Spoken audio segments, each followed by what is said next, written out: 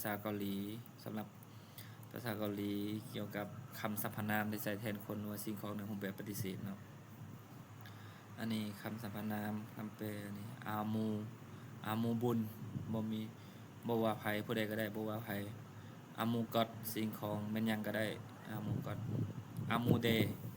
สถานที่ในอยู่ไสก็ได้อามูเดมาเบิ่งตัวอย่างนำกันเลยยอกีเออามูโดออฟโซโยบอนนี้บ่มีพายุยอกี้ในบอนนี้ออฟซอในบ่มีอามูโดเนี่ยบ่มีภัยเลยนะครับยอกี้เออามูโดออฟโซโยยอกี้เออามูโดออฟโซโยบอนนี้บ่มีพายุเลยบัดนี้หน้านึนอามูกอเตอามูกอเทหน้านึนอามูกอเทโดมุเทโยคอยเฮ็ดหยังบ่ได้เลยเฮ็ดหยังก็ได้บ่ได้เลยอามูโดหน้านึนอามูกอเทโดอามูกอเทโดมุเทเห็นยังบ่ได้เลยพิกาย่อนอามูเดโดคาโกสิบจีอันนาโยพิกาย่อนอามูเดโดอามูเดโดคาโกสิบจีอันนาโยก็คือฝนตกเนาะอันนี้เขาว่าถ้าหากว่าฝนตกก็บ่อยากนี่ก็บ่อยากหรือว่าบ่อยากไปใส่เลยนะอามูโดอยู่ใส่ก็ได้บ่อยากไปพิกาย่อนอามูเดโดคาโกสิบจีอันนาโยข้อที่2มานี้เน่นี่เป็นเพิ่มว่าเป็นคำตอบที่พระเจ้าโดยเนาะในภาษาเกาหลีเช่นว่าคำถามทั้งซีนึนเราซื้อสลามอินิกะจะเป็นคนลาวบ่ทั้งซีนึนเราซื้อสลามอินิกะจะเป็นคนลาวบ่เวลาเขาตอบเน่ซอนึนเราซื้อสลามอินิกะซอนึนเราซื้อสลามอินิดะเวลาเขาถามเป็นพีอึบซึมนิกะเขาจะตอบเป็นพีอึบซึมนิดะถ้าถามเป็นโยเขาจะตอบเป็นโยเนาะแต่บางเทื่อถ้าว่าเขาถามผู้ใหญ่แหละผู้ใหญ่เขาจะตอบโยก็ได้คือว่าผู้ใหญ่เขาเนี่ยถามผู้ใหญ่ถามผู้ใหญ่ผู้หลักผู้ใหญ่ที่เขาเคารพเขาจะถามว่าทางซินึนเราซื้อสลามอินิกะเพิ่นสามารถตอบเป็นโยได้สมมุติว่าเราก็จะถามว่าเขาจะตอบว่าซอนึนเราซื้อสลามเมโยเราเป็นคนลาวประมาณนี้เนาะข้อที่2นี้คำถามที่2เนาะอีกอซึนมีนาซีเอคาบังเงินอินิกะอีกอซึนมีนาซีเอคาบังเงินอินิกะสิ่งนี้เป็นกระเป๋าของนางมีนาบออีกซึนมีนาซีคาบังเงินอินิกะคำตอบว่าเน่อีกซึนมีนาซีคาบังเงินอินิดะหรือว่าจะตอบว่าอีกซึนมานาซีคาบังเงินอีโอ3มันนี่กาคำใส่คำ4ประธานอีกามันจะคือกับอื่นนึนแต่ว่าคำอื่นนึนเนี่ยจะเป็นคำที่เป็นทางการเนาะส่วนอันนี้จะอีกามันคำ4ประธานทั้ง2อย่างนี่ทั้ง2คำนี่จะบ่อื่นนึนและอีกาจะบ่มีความหมายเนาะเป็นเพียงแต่4ประธานในประโยคเนาะเพราะว่าตัวนี้เป็นประธานตัวนี้เป็นกรรมตัวนี้เป็นกิริยาประมาณนั้นเนาะ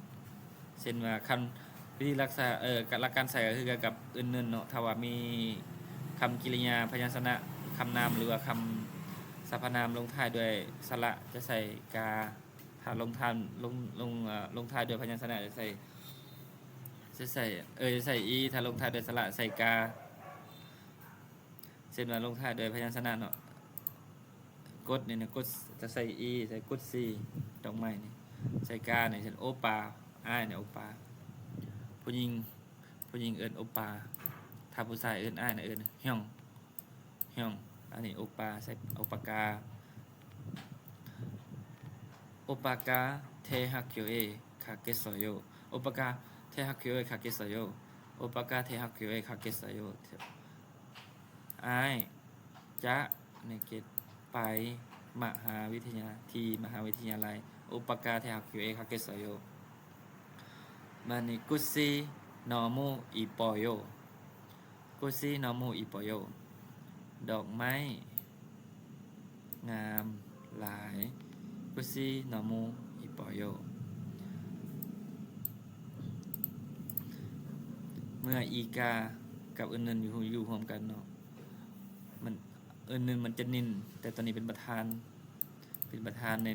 ในประโยคหรือว่าในเซนเทนซ์ในประโยคตัวนี้เนาะเช่นว่าอันนี้มันจะนินเรื่องเวลาเนาะเช่นโอเนรุนซิมเมออีสอยมื้อนี้เซ็งบ่ประมาณนี้นะโอเนรุนมื้อนี้นะนินเฉพาะมื้อนี้แล้วนะเซ็งบ่มีเซ็งบ่ประมาณนี้นะอันนี้เป็นคำถามเนาะมีเซ็งเข้ามาว่าบ่แม่นว่าบ่โอเนรุนซิฮอมมีอิสอยโยมื้อนี้เซ็งวาลุนีสินึนลาอุสสลามอิมิกSalami imnida Waluni sinunเราสื่อสลามีอิมนิดาก็คือว่านางนี้เนาะเป็นคนลาวนางวาลุนีนี่เป็นคนลาวข้อที่สี่อันนี้การปฏิเสธที่นี่เป็นประโยคบอกเรานี่อันนี้อานิดะอานิโยก็คือแบบปฏิเสธกับครูศาสนาแปลว่าบอใส่กับคำนามและคำสรรพนามอันนี้เช่นว่าคำสรรพนามจะมีตัวสะกดใส่อีแต่คำสรรพนามบ่มีตัวสะกดใส่กาใส่อานิดะอีกานะมีตัวสะกดใส่อีคือเก่าเนาะแต่มันเป็นประโยคปฏิเสธ อานิดะกับอันเช่นอันนี้แบบเพื่อนอันนิกาอันนี้ก็เพื่อนสุบักกีอันนี้นะบ่มักแตงโมอันนี้บ่แม่นเอื้อย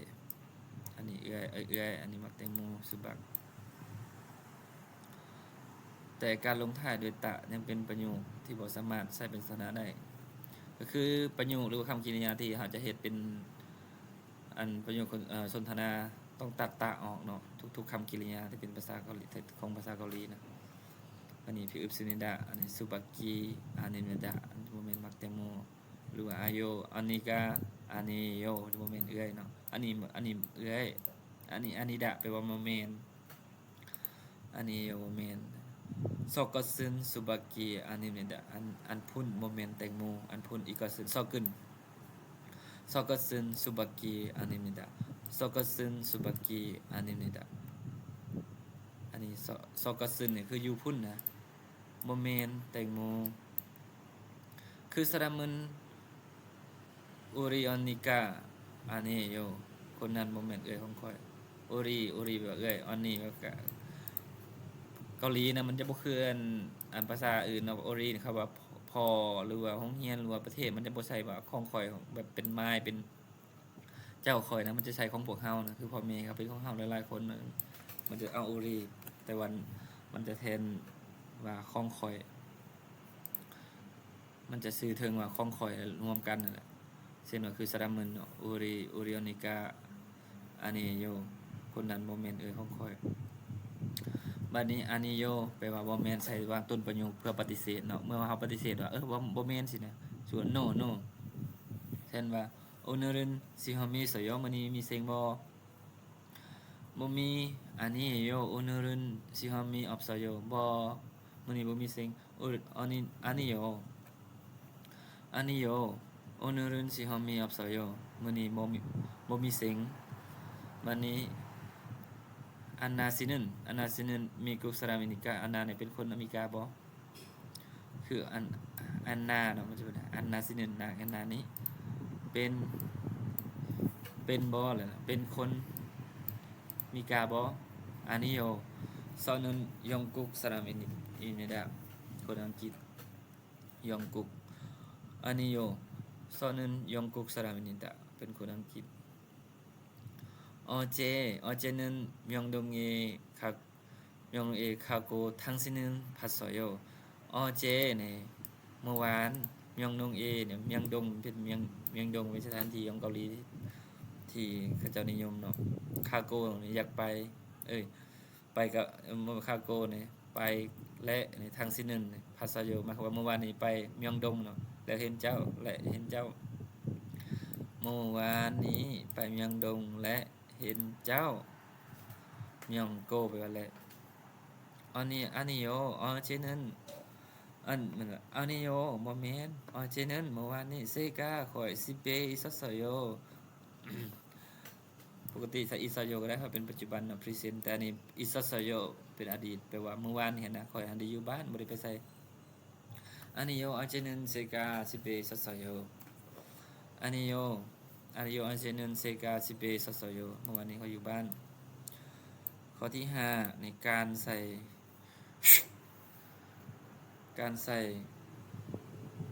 เอวางหลังคำนามการใส่ A วางหลังคำนามเพื่อบ่งบอกหรือว่า4สถานที่กับบอกเวลาเนาะเดี๋ยวนี้เราใส่บอกสถานที่คำนามแสดงสถานที่แล้วก็มาใส่ A เลยเนาะเช่นว่าเนอิรินเทฮักคิวเอคำนี้นะเนอิรินเทฮักคิวเอคำนี้นะเนอิรินเนอิลรินเทฮักคิวเอคำนี้นะอาจจะเป็นเอาเวลาถึงกันก็ได้มืออื่นไป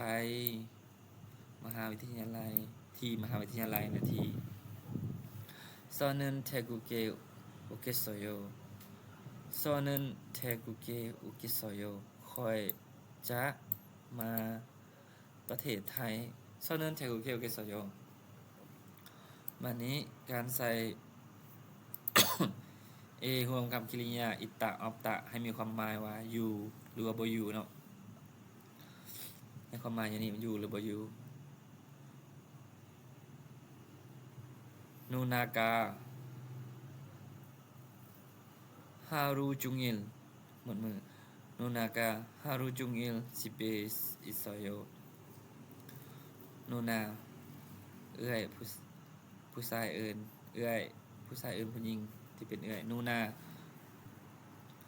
ากาฮารูจุงอิลเบิดมือจุงอิลนูนากาฮารูจุงอิลซิเปอิซโยเอื้อยอยู่เฮือนเบิดมือเลยยูจิมึนอาปากาซามูซิเลออฟซุนิดายูจิมึนช่วงนี้เนาะโอปากาอาปายูจิมึนอาปากาซามูซิเลออฟซุนิดาก็พอช่วงนี้พอบ่อยู่ห้องการมันนี้คำว่า A เนาะที่ใส่ไปคำว่า A บอกเวลาคำนามแสดงเวลานี่อยู่นี่เช่นว่าหน้านึนผักแพกฮาจามีคาเกสโย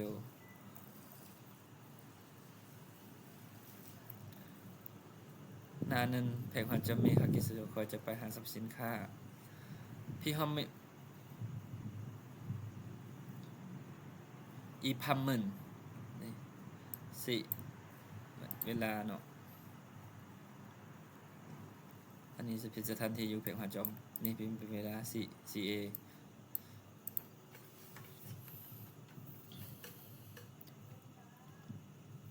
อีพัมมึนยอลซีเอยอลเลย10อีพัมมึนยอลซีเอคงฮังเงอิซโยอีพัมมึนยอลซีเอคงฮังอีพัมมึนยอลซีเอคงฮังเงอิซโยคืนนี้10 โมงอยู่ที่สนามบิน